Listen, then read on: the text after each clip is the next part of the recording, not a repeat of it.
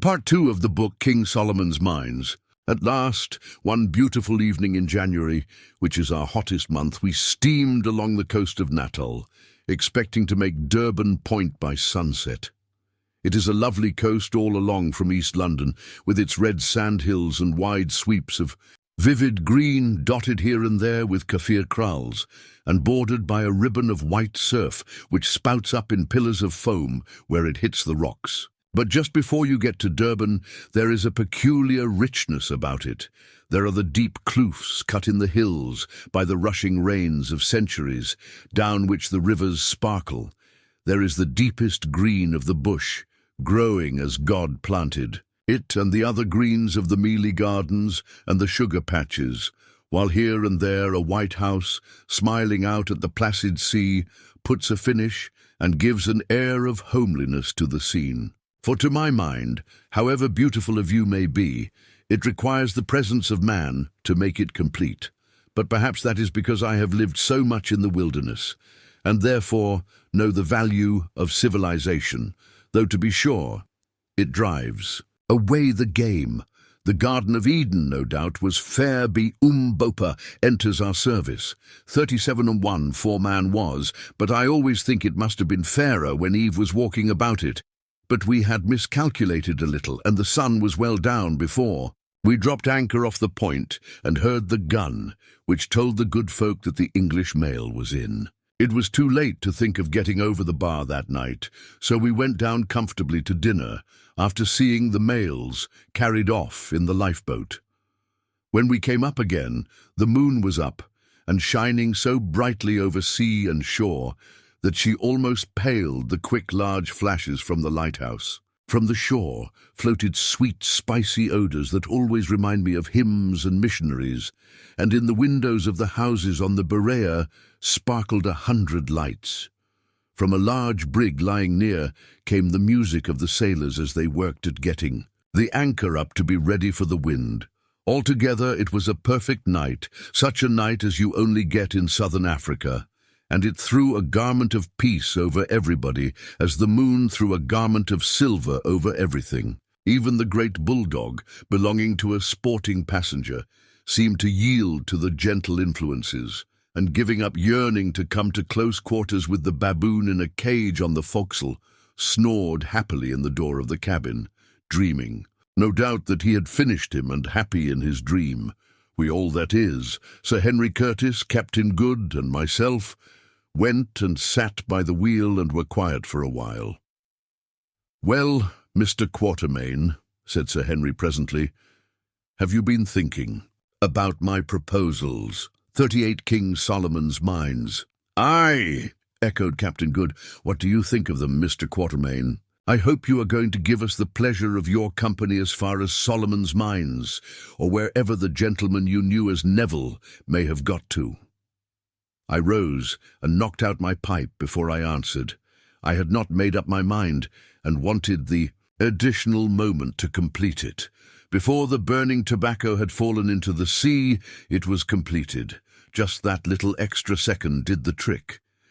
It is often the way when you have been bothering a long time over a thing. "Yes, gentlemen," I said, sitting down again, "I will go, and by your leave I will tell you why and on what terms. First, for the terms which I ask. 1.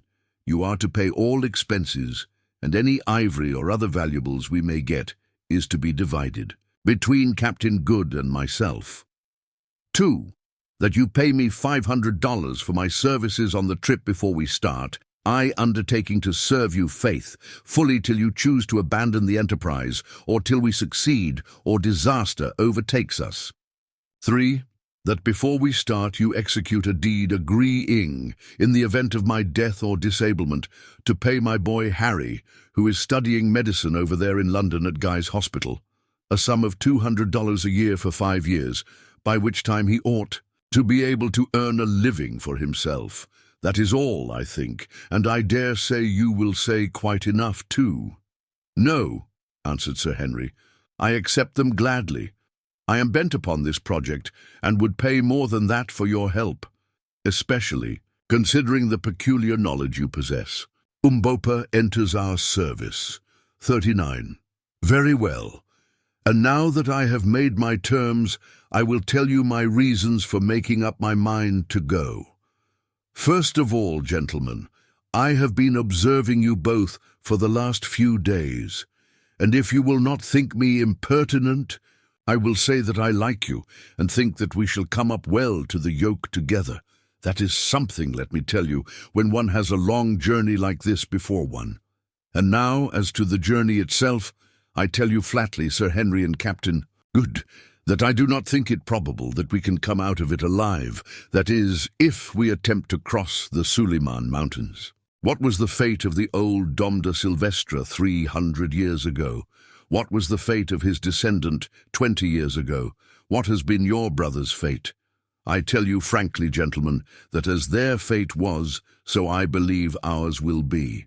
I paused to watch the effect of my words. Captain Good looked a little uncomfortable, but Sir Henry's face did not change. "We must take our chance," he said. "You may perhaps wonder," I went on, "why, if I think this, I, who am, as I told you, a timid man, should undertake such a journey. It is for two reasons. First, I am a fatalist, and believe that my time is appointed to come quite independently of my own movements, and that if I am to go to Suliman's mountains to be killed, I shall go there, and shall be killed there. God Almighty no doubt knows his mind about me, so I need not trouble on that point. Secondly, I am a poor man. For nearly 40 years I have hunted and traded, but I have never made more than a living. Well, gentlemen, I don't know if you are aware that the average 40 King Solomon's mines.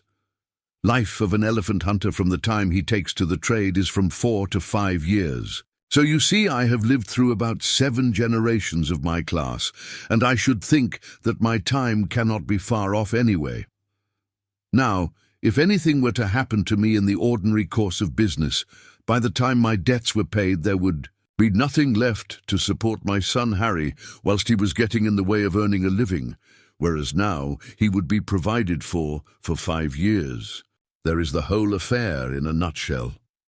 "Mr. Quatermain," said Sir Henry, who had been giving me the most serious attention, "your motives for undertaking an enterprise which you believe can only end in disaster reflect a great deal of credit on you.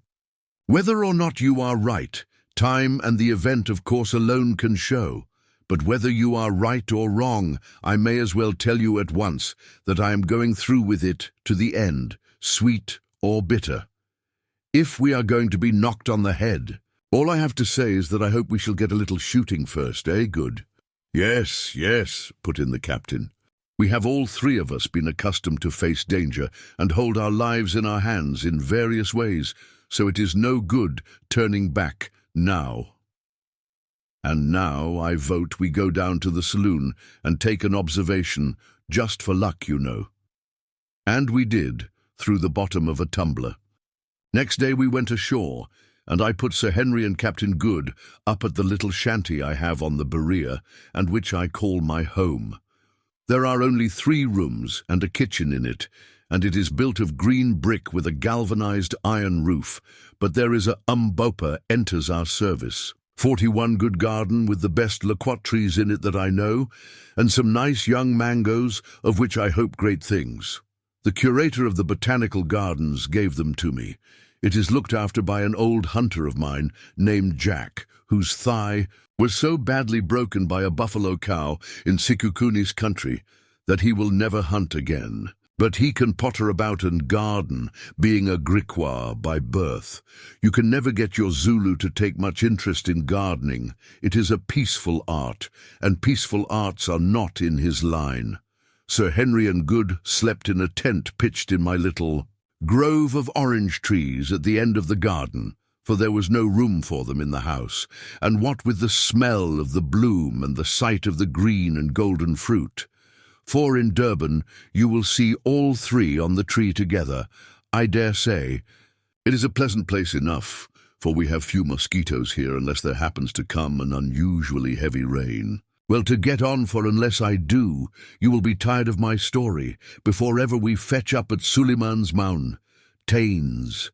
Having once made up my mind to go, I set about making the necessary preparations.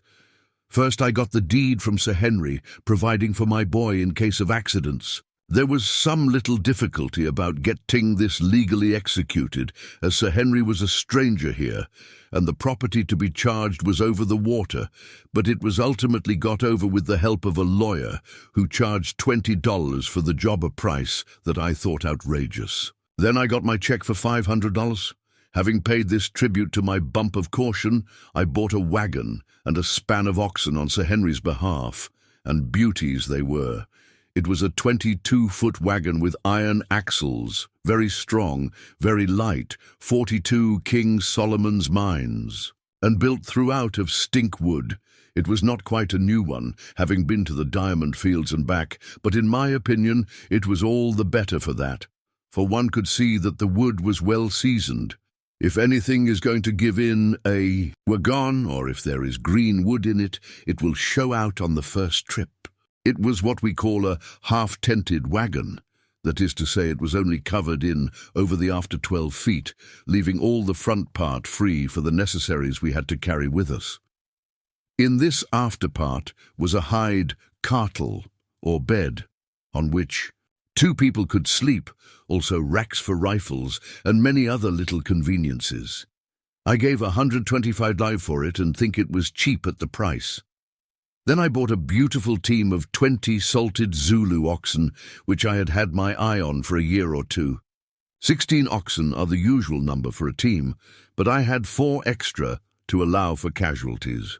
These Zulu oxen are small and light, not more than half the size of the Afrikander oxen, which are generally used for transport purposes, but they will live where the Afrikanders will starve, and with a light load will make 5 miles a day better going, being quicker and not so liable to get footsore. What is more, this lot were thoroughly salted, that is, they had worked all over South Africa, and so had become proof, comparatively speaking, against red water, which so frequently destroys whole teams of oxen when they get onto strange veldt, grass country. As for lung sick, which is a dreadful form of pneumonia very prevalent in this country, they had all been inoculated against it.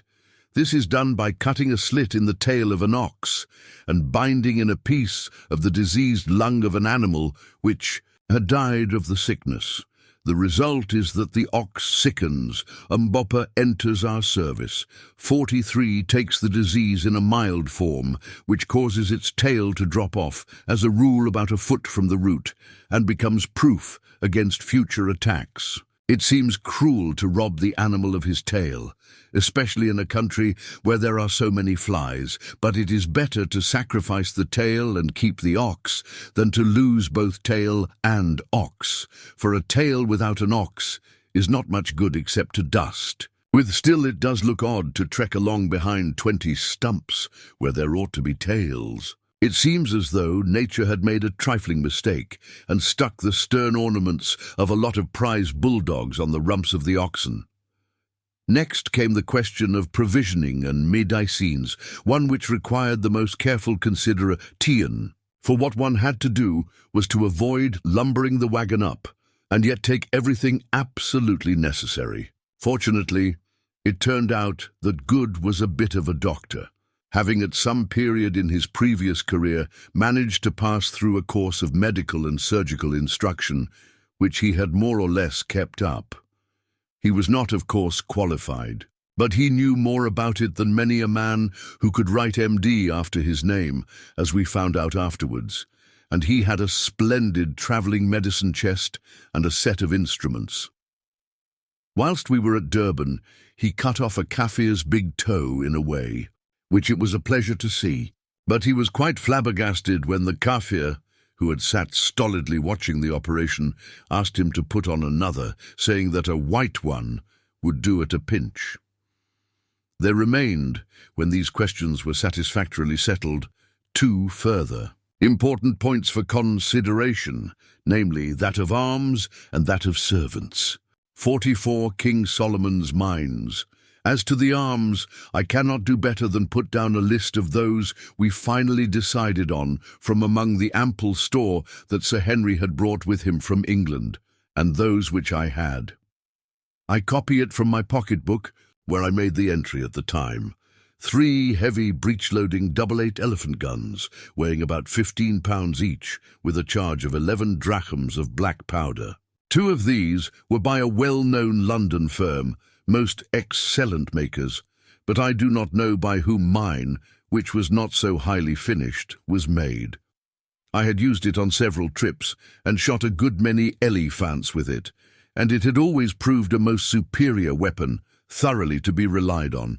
3 double 500 expresses, constructed to carry a charge of 6 drachms, sweet weapons, and admirable for medium-sized game, such as eland or sable antelope, or for men, especially in an open country and with the semi-hollow bullet. 1 double number 12 central firekeeper's shotgun, full choke both barrels. This gun proved of the greatest service to us afterwards in shooting game for the pot. 3 Winchester repeating rifles, not carbines, spare guns.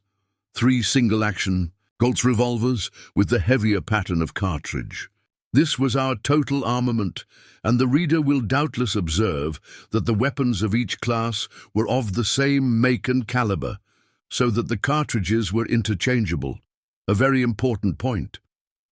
I make no apology for detailing it at length, for every experienced hunter will know how vital a proper supply enters our service. 45 of guns and ammunition is to the success of an expedition. Now, as to the men who were to go with us, after much consultation, we decided that their number should be limited to 5, namely, a driver, a leader, and 3 servants. 1. The driver and leader I got without much difficulty, 2 Zulus, named, respectively, Goza and Tom, but the servants were a more difficult matter. It was necessary that they should be thoroughly trustworthy and brave men, as in a business of this sort our lives might depend upon their conduct. At last I secured 2, one a Hottentot called Ventvogel, Windbird, and one a little Zulu named Kiva, who had the merit of speaking English perfectly. Ventvogel I had known before. He was one of the most perfect spoorers, game trackers, I ever had to do with, and tough as whipcord. He never seemed to tire, but he had one failing so common with his race drink, put him within reach of a bottle of grog, and you could not trust him. But as we were going beyond the region of grog shops, this little weakness of his did not so much matter. Having got these 2 men, I looked in vain for a 3rd to suit my purpose, so we determined to start without one, trusting to luck to find a suitable man on our way up country. But on the evening before the day we had fixed for our departure, the Zulu Kiva informed me that a man was waiting to see me. Accordingly, when we had done dinner, for we were at table at the time, I told him to bring him in. Presently, a very tall, handsome-looking man, somewhere about 30 years of age, and very light-coloured for a Zulu, 46 King Solomon's Mines, entered, and lifting his knobstick by way of salute, squatted himself down in the corner on his haunches, and sat silent. I did not take any notice of him for a while, for it is a great mistake to do so. If you rush into conversation at once, a Zulu is apt to think you a person of little dignity or consideration. I observed, however, that he was a Keshler, ringed man, that is, that he wore on his head the black ring, made of a species of gum polished with fat and worked in with the hair, usually assumed by Zulus on attaining ascertain age or dignity. Also it struck me that his face was familiar to me. "Well," I said at last, "what is your name?" "Umbopa," answered the man in a slow, deep voice. "I have seen your face before." "Yes, the Inkusi chief saw my face at the place of the Little, and Isandlwana the day before the battle. Then I remembered. I had been one of Lord Chelmsford's guides in that unlucky Zulu war, and had had the good fortune to leave the camp in charge of some wagons the day before the battle. While I had been waiting for the cattle to be inspanned, I had fallen into conversation with this man, who held some small command among the native auxiliaries, and he had expressed to me his doubts of the safety of the camp. At the time, I had told him to hold his tongue and leave such matters to wiser heads, but afterwards I thought of his words. "I remember," I said. "What is it you want?" "It is this, Macumazahn. That is my Kafir name, and means the man who gets up in the middle of the Umbopa enters our service. 47 night, or, in vulgar English, he who keeps his eyes open. I hear that you go on a great expedition far into the north with the white chiefs from over the water. Is it a true word?" "It is." "I hear that you go even to the Lukanga River, a moon's journey beyond the Manica country. Is this so also, Macumazahn?" "Why do you ask whither we go? What is it to thee?" I answered suspiciously, for the objects of our journey had been kept a dead secret. "It is this, O white men, that if indeed you travel so far, I would travel with you." There was a certain assumption of dignity in the man's mode of speech, and especially in his use of the words, "O white men," instead of "O Inkosis," chiefs, which struck me. "You forget yourself a little," I said. "Your words come out unawares. That is not the way to speak. What is your name, and where is your kraal? Tell us, that we may know with whom we have to deal." "My name is Umbopa.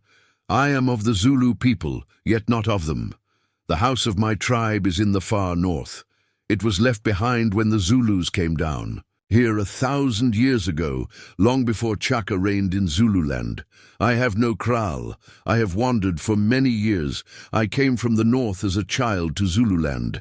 I was Setiwayo's man in the Nkomabakosi regiment. I ran away from Zululand and came to Natal because I wanted to see the white man's ways. Then I served against Setiwayo in the war.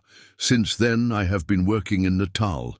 Now I am tired. 48 King Solomon's mines, and would go north again. Here is not my place. I want no money, but I am a brave man and am worth my place and meat. I have spoken." I was rather puzzled at this man and his way of speech. It was evident to me from his manner that he was in the main telling the truth, but he was somehow different from the ordinary run of Zulus, and I rather mistrusted his offer to come without pay. Being in a difficulty, I translated his words to Sir Henry and Good, and asked them their opinion. Sir Henry told me to ask him to stand up. Umbopa did so, at the same time slipping off the long military great-coat he wore, and revealing himself, naked except for the moocha round his centre and a necklace of lion's claws. He certainly was a magnificent-looking man. I never saw a finer native. Standing about 6'3" high, he was broad in proportion, and very shapely. In that light, too, his skin looked scarcely more than dark, except here and there where deep black scars marked old assegai wounds. Sir Henry walked up to him and looked into his proud, handsome face. "They make a good pair, don't they?" said Good. "One as big as the other." "I like your looks, Mr. Umbopa, and I will take you as my servant," said Sir Henry in English. Umbopa evidently understood him, for he answered in Zulu, "It is well." And then, with a glance at the white man's great stature and breadth, "We are men, thou and I." An elephant hunt. 49:1 Chapter 4. An elephant hunt. Now I do not propose to narrate at full length all the incidents of our long journey up to Sitanda's kraal, near the junction of the Lukanga and Kalukwe rivers, a journey of more than 1,000 miles from Durban, the last 300 or so of which, owing to the frequent presence of the dreadful tsetse fly, whose bite is fatal to all animals except donkeys and men, we had to make on foot. We left Durban at the end of January, and it was in the second week of May that we camped near Sitanda's kraal. Our adventures on the way were many and various, but as they were of the sort which befall every African hunter, I shall not, with one exception to be presently detailed, set them down here, lest I should render this history too wearisome. At Inyati, the outlying trading station in the Matabele country, of which Lobengula, a great scoundrel, is king, we, with many regrets, parted from our comfortable wagon. Only 12 oxen remained to us, out of the beautiful span of 20 which I had bought at Durban. When we had lost from the bite of a cobra, 3 had perished from poverty and the want of water. 1 had been lost, and the other 3 had died from eating the poisonous herb called tulip. 5 more sickened from this cause, but we managed to cure them with doses of an infusion made by boiling down the tulip leaves. If administered in time, this King Solomon's Mines. 450. King Solomon's Mines is a very effective antidote. The wagon and oxen we left in the immediate charge of Goza and Tom, the driver and leader, both of them trustworthy boys, requesting a worthy Scotch missionary who lived in this wild place to keep an eye to it. Then, accompanied by Umbopa, Heaver, Ventvogel, and half a dozen bearers whom we hired on the spot, we started off on foot upon our wild quest. I remember we were all a little silent on the occasion of that departure, and I think that each of us was wondering if we should ever see that wagon again. For my part, I never expected to. For a while we tramped on in silence, till Umbopa, who was marching in front, broke into a Zulu chant about how some brave men, tired of life and the tameness of things, started off into a great wilderness to find new things or die, and how, lo and behold, when they had got far into the wilderness, they found it was not a wilderness at all, but a beautiful place full of young wives and fat cattle, of game to hunt and enemies to kill. Then we all laughed and took it for a good omen.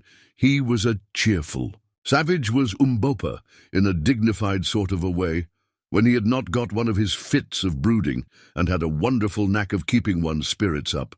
We all got very fond of him. And now for the one adventure I am going to treat myself to, for I do dearly love a hunting yarn.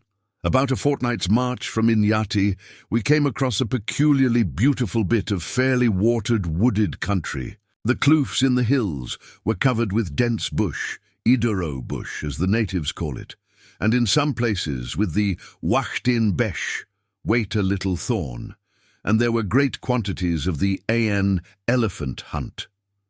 51. Beautiful macabel, tree laden with refreshing yellow fruit with enormous stones.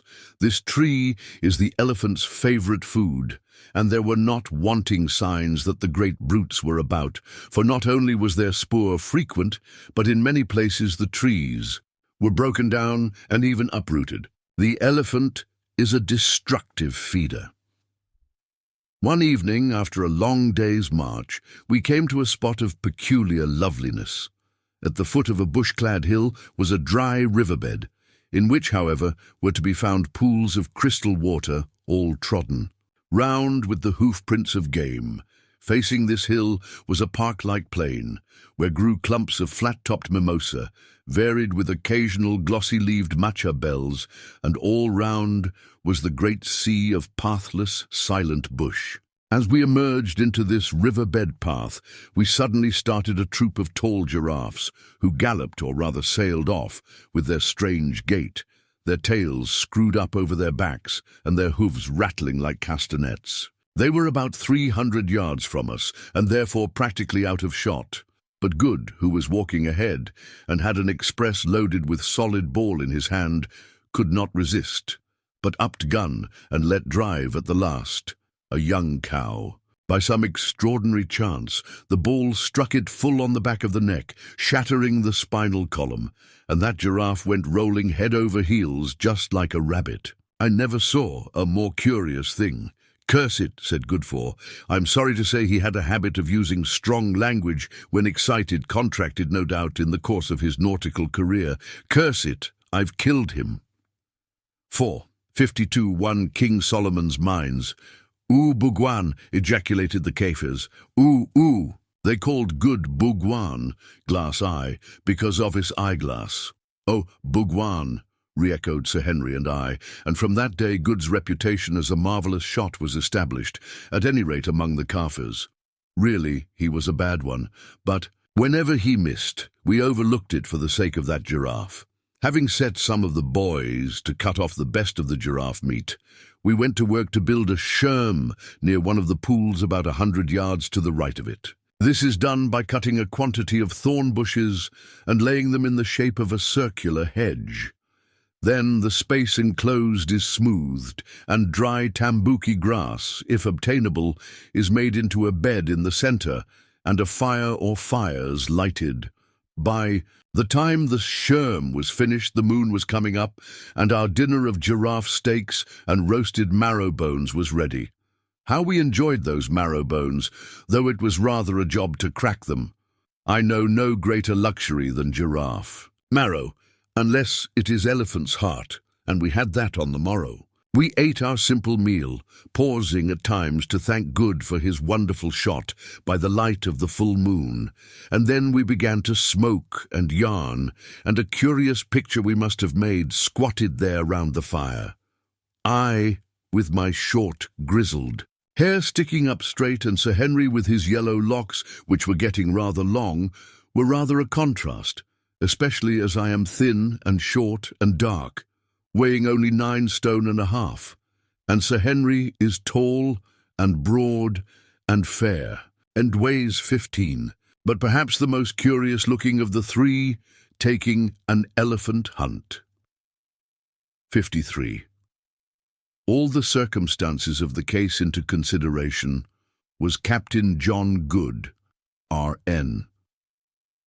There he sat upon a leather bag, looking just as though he had come in from a comfortable day's shooting in a civilized town, absolutely clean, tidy, and well-dressed. He had on a shooting suit of brown tweed, with a hat to match, and neat gaiters.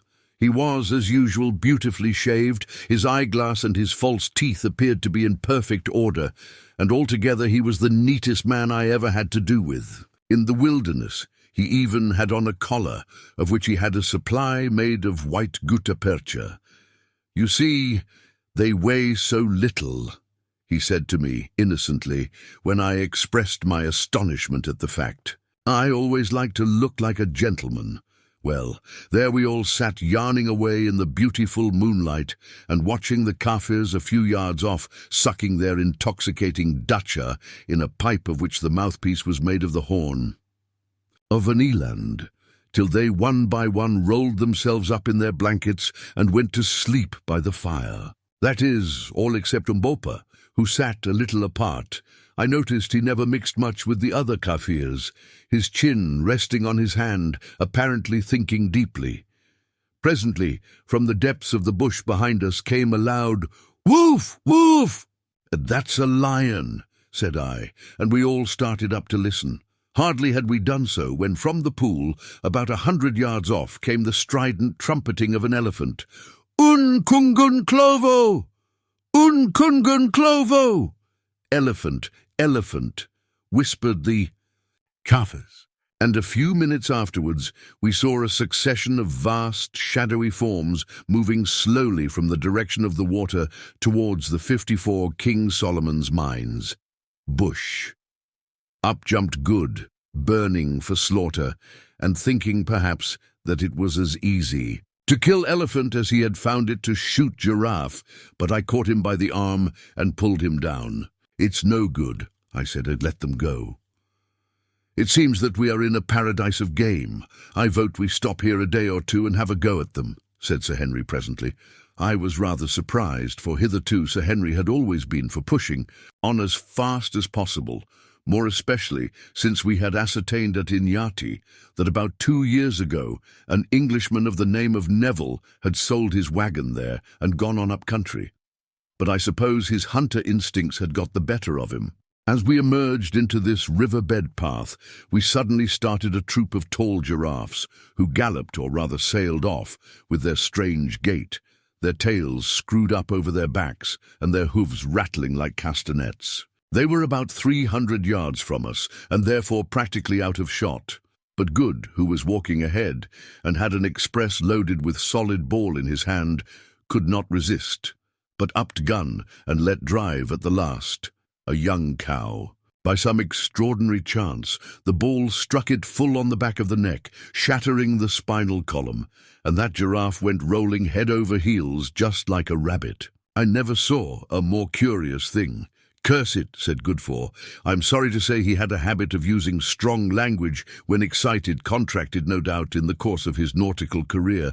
Curse it, I've killed him." 4. 52-1 King Solomon's Mines. "Ooh, Bugwan," ejaculated the Kafirs. "Ooh, ooh." They called Good Bugwan, glass eye, because of his eyeglass. "Oh, Bugwan," re-echoed Sir Henry and I, and from that day Good's reputation as a marvellous shot was established, at any rate among the Kafirs.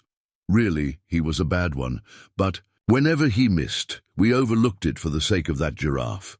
Having set some of the boys to cut off the best of the giraffe meat, we went to work to build a sherm near one of the pools about 100 yards to the right of it. This is done by cutting a quantity of thorn bushes and laying them in the shape of a circular hedge. Then the space enclosed is smoothed, and dry tambuki grass, if obtainable, is made into a bed in the centre, and a fire or fires lighted. By the time the sherm was finished, the moon was coming up, and our dinner of giraffe steaks and roasted marrow bones was ready. How we enjoyed those marrow bones, though it was rather a job to crack them. I know no greater luxury than giraffe marrow, unless it is elephant's heart, and we had that on the morrow. We ate our simple meal, pausing at times to thank Good for his wonderful shot by the light of the full moon, and then we began to smoke and yarn, and a curious picture we must have made squatted there round the fire. I, with my short, grizzled hair sticking up straight, and Sir Henry with his yellow locks, which were getting rather long, were rather a contrast, especially as I am thin and short and dark, weighing only 9 stone and a half, and Sir Henry is tall and broad and fair, and weighs 15, but perhaps the most curious-looking of the three, taking an elephant hunt. 53. All the circumstances of the case into consideration was Captain John Good, R.N. There he sat upon a leather bag, looking just as though he had come in from a comfortable day's shooting in a civilized town, absolutely clean, tidy, and well-dressed. He had on a shooting suit of brown tweed, with a hat to match, and neat gaiters. He was, as usual, beautifully shaved, his eyeglass and his false teeth appeared to be in perfect order, and altogether he was the neatest man I ever had to do with. In the wilderness, he even had on a collar, of which he had a supply made of white gutta percha. "You see, they weigh so little," he said to me, innocently, when I expressed my astonishment at the fact. "I always like to look like a gentleman." Well, there we all sat yarning away in the beautiful moonlight and watching the Kafirs a few yards off sucking their intoxicating dacha in a pipe of which the mouthpiece was made of the horn of an eland, till they one by one rolled themselves up in their blankets and went to sleep by the fire. That is, all except Umbopa, who sat a little apart. I noticed he never mixed much with the other Kafirs, his chin resting on his hand, apparently thinking deeply. Presently, from the depths of the bush behind us came a loud "Woof! Woof!" "That's a lion," said I, and we all started up to listen. Hardly had we done so when from the pool, about 100 yards off, came the strident trumpeting of an elephant. "Un kungun clovo! Un kungun clovo!" "Elephant, elephant," whispered the Kafirs, and a few minutes afterwards we saw a succession of vast, shadowy forms moving slowly from the direction of the water towards the 54 King Solomon's Mines. Bush. Up jumped Good, burning for slaughter, and thinking perhaps that it was as easy to kill elephant as he had found it to shoot giraffe, but I caught him by the arm and pulled him down. "It's no good," I said, "and let them go. It seems that we are in a paradise of game. I vote we stop here a day or two and have a go at them," said Sir Henry presently. I was rather surprised, for hitherto Sir Henry had always been for pushing on as fast as possible, more especially since we had ascertained at Inyati that about 2 years ago an Englishman of the name of Neville had sold his wagon there and gone on up country. But I suppose his hunter instincts had got the better of him. It appeared on receiving the bullet the bull had turned and come straight for his assailant, who had barely time to get out of his way, and then charged blindly on past him in the direction of our encampment. Meanwhile the herd had crashed, off in wild alarm in the other direction. For a while we debated whether to go after the wounded bull or follow the herd, and finally decided for the latter alternative, and departed thinking that we had seen the last of those big tusks. I have often wished since that we had. It was easy work to follow the elephants, for they had left a trail like a carriage road behind them, crushing down the thick bush in their furious flight, as though it were tambuki grass. But to come up with them was another matter, and we had struggled on under a broiling sun for over 2 hours before we found them. They were, with the exception of one bull, standing together, and I could see, from their unquiet way and the manner, 58 King Solomon's mines, 4 in which they kept lifting their trunks to test the air, that they were on the lookout for mischief. The solitary bull stood 50 yards or so this side of the herd, over which he was evidently keeping sentry, and about 60 yards from us, thinking that he would see or wind us, and that it would probably start them all off again if we tried. To get nearer, especially as the ground was rather open, we all aimed at this bull, and at my whispered word fired. All 3 shots took effect, and down he went, dead. Again the herd started on, but unfortunately for them, about 100 yards farther on was a nullah, or dried water track, with steep banks, a place very much resembling the one the Prince Imperial was killed in Zululand. Into this the elephants plunged, and when we reached the edge, we found them struggling in wild confusion to get up the other bank, and filling the air with their screams, and trumpeting as they pushed one. Another aside in their selfish panic, just like so many human beings. Now was our opportunity, and firing away as quick as we could load, we killed 5 of the poor beasts, and no doubt should have bagged the whole herd had they not suddenly given up their attempts to climb the bank and rushed headlong down the nullah. We were too tired to follow them, and perhaps also a little sick of slaughter, 8 elephants being a pretty good bag for one day. So after we had rested a little, and the Kaffirs had cut out the hearts of 2 of the dead elephants for supper, we started homewards, very well pleased with ourselves, having made up our minds to send the bearers on the morrow to chop out the tusks. Shortly after we had passed the spot where good an elephant hunt 59 had wounded the patriarchal bull, we came across a herd of eland, but did not shoot at them, as we had already plenty of meat. They trotted past us, and then stopped behind a little patch of bush about 100 yards away, and wheeled round to look at us. Asgood was anxious to get a near view of them. Never having seen an eland close, he handed his rifle to Umbopa, and followed by Kiva, strolled up to the patch of bush. We sat down and waited for him, not sorry for the excuse for a little rest. The sun was just going down in its reddest glory, and Sir Henry and I were admiring the lovely scene, when suddenly we heard an elephant scream, and saw its huge and charging form, with uplifted trunk and tail, silhouetted against the great red globe of the sun. Next second we saw something else, and that was Good and Kiva tearing back towards us with the wounded bull, for it was he, charging after them. For a moment we did not dare to fire, though it would have been little use if we had at that distance, for fear of hitting one of them, and the next, a dreadful thing happened. Good fell a victim to his passion for civilized dress. Had he consented to discard his trousers and gaiters as we had, and hunt in a flannel shirt and a pair of velt shoons, it would have been all right. But as it was, his trousers cumbered him in that desperate race, and presently, when he was about 60 yards from us, his boot, polished by the grass, slipped, and down he went on his face right in front of the elephant. We gave a gasp, for we knew he must die, and ran as hard as we could towards him. In 3 seconds it had ended, but not as we thought. Kiva, the Zulu 60 King Solomon's mines, boy had seen his master fall, and brave lad that he was, had turned and flung his assegai straight into the elephant's face. It stuck in his trunk.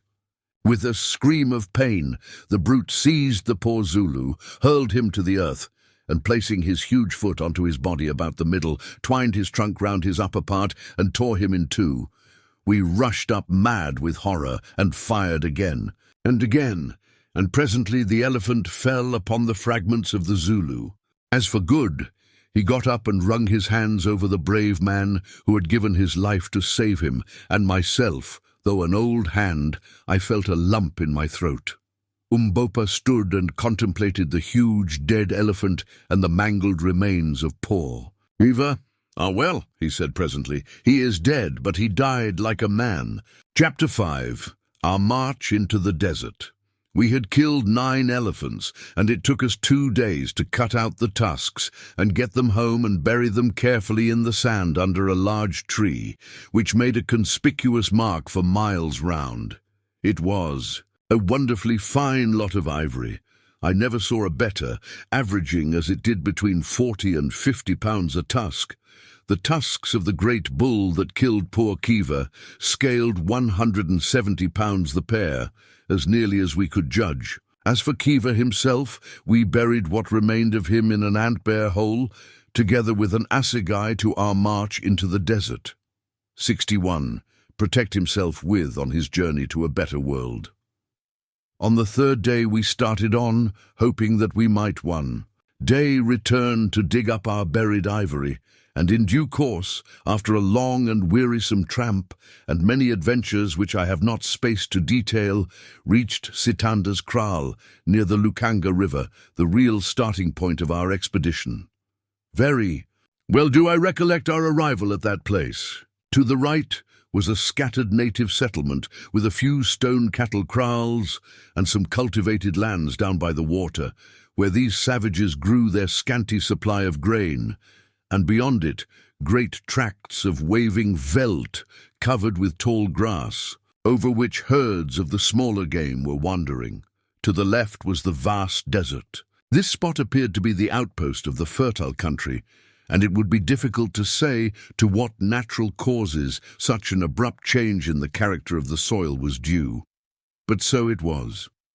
Just below our encampment flowed a little stream, on the farther side of which was a stony slope, the same down which I had 20 years before seen poor Sylvester creeping back after his attempt to reach Solomon's mines, and beyond that slope began the waterless desert covered with a species of karoo shrub. It was evening when we pitched our camp, and the great fiery ball of the sun was sinking into the desert, sending glorious rays of many-coloured light flying over all the vast expanse. Leaving Good to superintend the arrangement of our little camp, I took Sir Henry with me, and we walked to the top of the slope opposite and gazed out across the desert. The air was very clear, and far, far away I could distinguish the faint blue outlines here and there capped with white of the great Suleiman Berg. 62. King Solomon's Mines. "There," I said, "there is the wall of Solomon's Mines, but God knows if we shall ever climb it.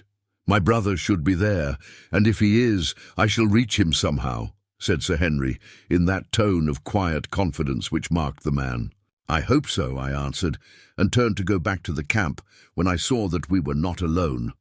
Behind us, also gazing earnestly towards the far-off mountains, stood the great Zulu Umbopa. The Zulu spoke when he saw that I had observed him, but addressed himself to Sir Henry, to whom he had attached himself. "Is it to that land that thou wouldst journey in Kubu?" A native word meaning, I believe, an elephant, and the name given to Sir Henry by the Kafirs. He said, pointing towards the mountains with his broad assegai. I asked him sharply what he meant by addressing his master in that familiar way. It is very well for natives to have a name for one among themselves, but it is not decent that they should call one by their heathenish appellations to one's face. The man laughed a quiet little laugh which angered me. "How dost thou know that I am not the equal of the Nkosi I serve?" he said. "He is of a royal house, no doubt. One can see it in his size and in his eye. So, mayhap, am I. At least, I am as great a man.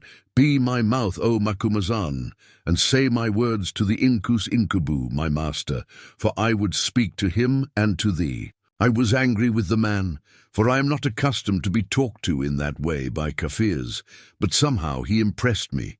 And besides, I was curious to know what our march into the desert 63 he had to say, so I translated, expressing my opinion at the same time that he was an impudent fellow, and that his swagger was outrageous.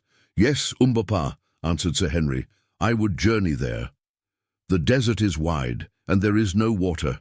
The mountains are high and covered with snow, and man cannot say what is beyond them behind the place where the sun sets. How shalt thou come thither, Incubu, and wherefore dost thou go?" I translated again.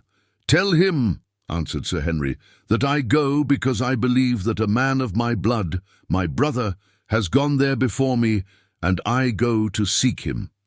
"That is so, Incubu. A man I met on the road told me that a white man went out into the desert 2 years ago, towards those mountains, with one servant, a hunter. They never came back." "How do you know it was my brother?" asked Sir Henry. "Nay, I know not. But the man, when I asked what the white man was like, said that he had thine eyes and a black beard. He said, too, that the name of the hunter with him was Jim, that he was a Bechuana hunter and wore clothes." "There is no doubt about it," said I. "I knew Jim well." Sir Henry nodded. "I was sure of it," he said. "If George set his mind upon a thing, he generally did it. It was always so from his boyhood. If he meant to cross the Suleiman Berg, he has crossed it, unless some accident has overtaken him, and we must look for him on the other side." 64. King Solomon's Mines. Umbopa understood English, though he rarely spoke it. "It is a far journey, Incubu," he put in, and I translated his remark. "Yes," answered Sir Henry, "it is far, but there is no journey upon this earth that a man may not make if he sets his heart to it. There is nothing, Umbopa, that he cannot do. There are no mountains he may not climb, there are no deserts he cannot cross, save a mountain and a desert of which you are spared the knowledge. If love leads him and he holds his life in his hand, counting it as nothing, ready to keep it or to lose it as Providence may order," I translated. "Great words, my father," answered the Zulu. I always called him a Zulu, though he was not really one. "Great swelling words fit to fill the mouth of a man. Thou art right, my father Incubu. Listen, what is life? It is a feather, it is the seed of the grass, blown hither and thither, sometimes multiplying itself and dying in the act, sometimes carried away into the heavens. But if the seed be good and heavy, it may perchance travel a little way on the road it wills. It is well to try and journey one's road, and to fight with the air. Man must die. At the worst, he can but die a little sooner. I will go with thee across the desert and over the mountains, unless perchance I fall to the ground on the way, my father." He paused a while, and then went on with one of those strange bursts of rhetorical eloquence which Zulus sometimes indulge, in and which, to my mind, full as they are of vain repetitions, show that the race our march into the desert. 65 is by no means devoid of poetic instinct and of intellectual power. "What is life? Tell me, O white men who are wise, who know the secrets of the world, and the world of stars, and the world that lies above and around the stars, who flash their words from afar without a voice. Tell me, white men, the secret of our life, whither it goes and whence it comes." "Ye cannot answer, ye know not. Listen, I will answer. Out of the dark we came, into the dark we go. Like a storm-driven bird at night we fly out of the nowhere. For a moment our wings are seen in the light of the fire, and lo, we are gone again, into the nowhere. Life is nothing. Life is all. It is the hand with which we hold off death. It is the glowworm that shines in the night time and is black in the morning. It is the white breath of the oxen in winter.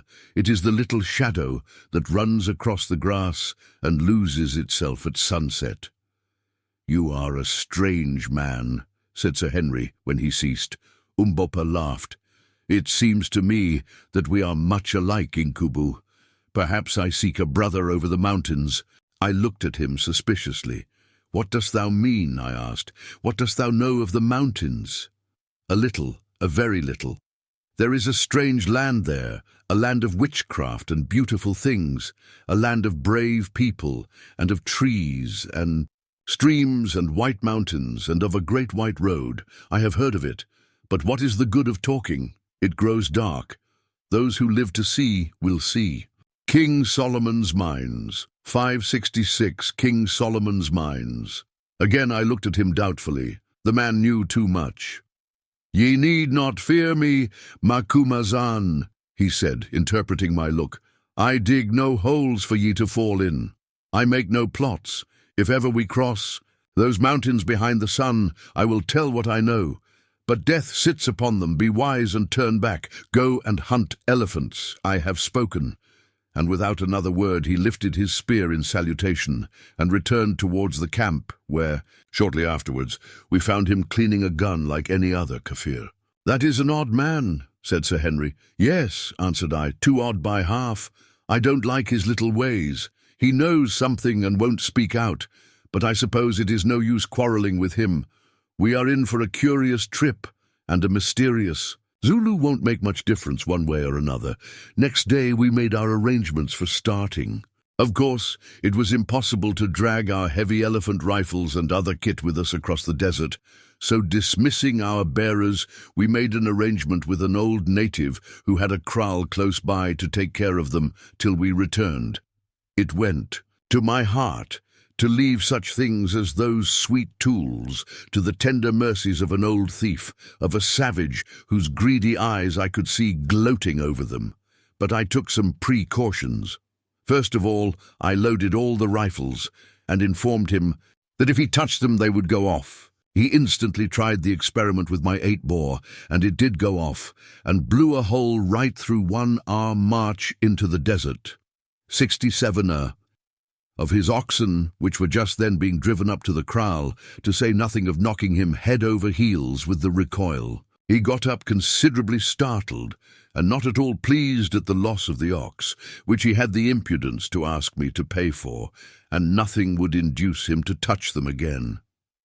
"Put the live devils up there in the thatch," he said, "out of the way, or they will kill us all." Then I told him that if, when we came back, one of those things was missing, I would kill him and all his people by witchcraft. And if we died and he tried to steal the things, I would come and haunt him and turn his cattle mad and his milk sour till life was a weariness, and make the devils in the guns come out and talk to him in a way he would not like, and generally gave him a good idea of judgment to come. After that, he swore he would look after them as though they were his father's spirit. He was a very superstitious old Kafir and a great villain. Having thus disposed of our superfluous gear, we arranged. The kit we 5 Sir Henry, Good, myself, Umbopa, and the Hottentot Ventvögel were to take with us on our journey. It was small enough, but do what we would, we could not get it down under about 40 pounds a man. This is what it consisted of: the 3 express rifles and 200 rounds of ammunition, the 2 Winchester repeating rifles for Umbopa and Ventvögel with 200 rounds of cartridge, 3 Colt revolvers and 60 rounds of cartridge, 5 Cochrane's water bottles, each holding 4 pints. 5. 68 King Solomon's Mines, 5 blankets, 25 pounds weight of biltong, sun-dried game flesh, 10 pounds weight of best mixed beads for gifts, a selection of medicine including an ounce of quinine and 1 or 2 small surgical instruments, our knives, a few sundries, such as a compass, matches, a pocket filter, tobacco, a trowel, a bottle of brandy, and the clothes we stood in. This was our total equipment, a small one indeed for such a venture, but we dared not attempt to carry more. As it was, that load was a heavy one per man to travel across the burning desert with, for in such places every additional ounce tells upon one. Buttry as we would, we could not see our way to reducing it. There was nothing but what was absolutely necessary. With great difficulty, and by the promise of a present of a good hunting knife each, I succeeded in persuading 3 wretched natives from the village to come with us for the first stage, 20 miles, and to carry each a large gourd, holding a gallon of water. My object was to enable us to refill our water bottles after the first night's march, for we determined to start in the cool of the night. I gave out to these natives that we were going to shoot ostriches, with which the desert abounded. They jabbered and shrugged their shoulders, and said we were mad and should perish of thirst, which I must say seemed very probable. But being desirous of obtaining the knives, which were almost unknown treasures up there, they consented to come, having probably reflected that after all, our subsequent extinction would be no affair of theirs. Our march into the desert. 69. All next day we rested and slept, and at sunset ate a hearty meal of fresh beef washed down with tea, the last, as Good sadly remarked, we were likely to drink for many a long day. Then, having made our final preparations, we lay down and waited for the moon to rise. At last, about 9 o'clock up, she came in all her chastened glory, flooding the wild country with silver light and throwing a weird sheen on the vast expanse of rolling desert before us, which looked as solemn and quiet and as alien to man as the star-studded firmament above. We rose up, and in a few minutes were ready, and yet we hesitated a little, as human nature is prone to hesitate on the threshold of an irrevocable step. We 3 white men stood there by ourselves, Umbopa, assegai in hand, and the rifle across his shoulders. A few paces ahead of us, looked out fixedly across the desert. The 3 hired natives, with the gourds of water and Ventvogel, were gathered in a little knot behind.